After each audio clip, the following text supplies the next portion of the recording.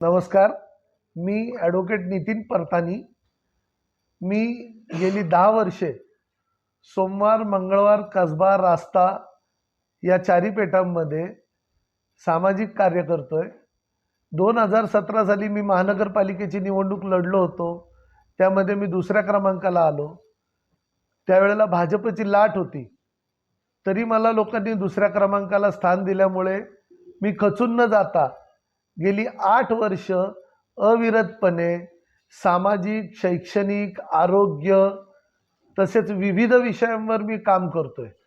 मी माझ्या प्रभागातील जवळजवळ 1000 तरुणांना संगणकाचं मोफत प्रशिक्षण दिलंय.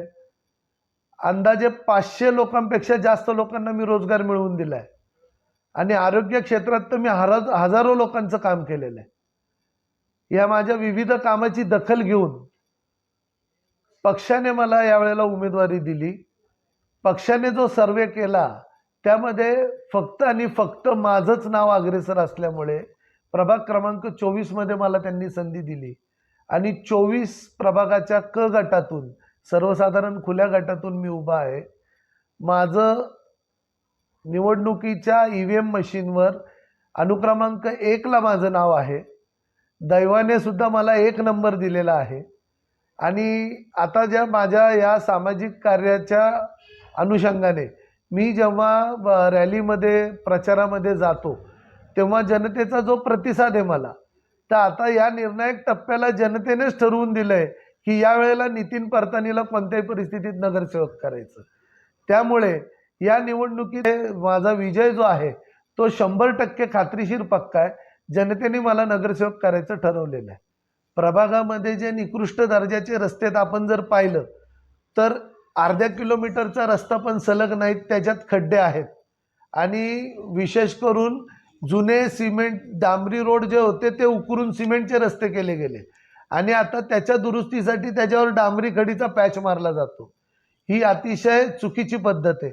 त्याच्यामुळे आणि तसंच प्रभागामध्ये पाणी पुरवठा आहे तो एक समान नाही. कुठं आपल्या फेवरच्या भागामध्ये जास्त प्रेशर, जो भाग आपल्याला अनुकूल नाही तिथं कमी प्रेशर, असे प्रकार चालतात.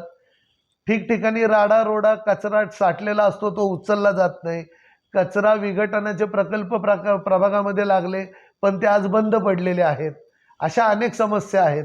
त्यावर मी 100% काम करीन. प्रभागातले रस्ते एकसारखे स्वच्छ गुळगुळीत करणे, प्रभाग स्वच्छता ठेवणे, राडारोडा मुक्त करणे, कचरा निर्मूलन करणे, समान दाबाने सुरळीत सर्व ठिकाणी एकसारखा पाणी पुरवठा करणे आणि विशेष करून प्रभागातच नव्हे तर अख्ख्या पुणे शहरामध्ये महिलांसाठी स्वतंत्र स्वच्छतागृह नाहीत.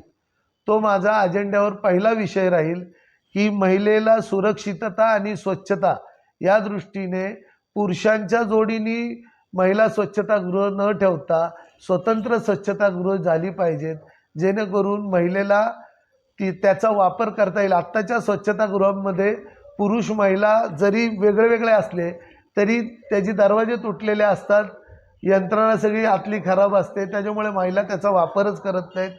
तर महिलांच्या सुरक्षिततेच्या आणि स्वच्छतेच्या दृष्टीने महिलांसाठी स्वतंत्र स्वच्छतागृह असणे ही आत्ताची काळाची गरज आहे आणि ते मी निश्चित करीन.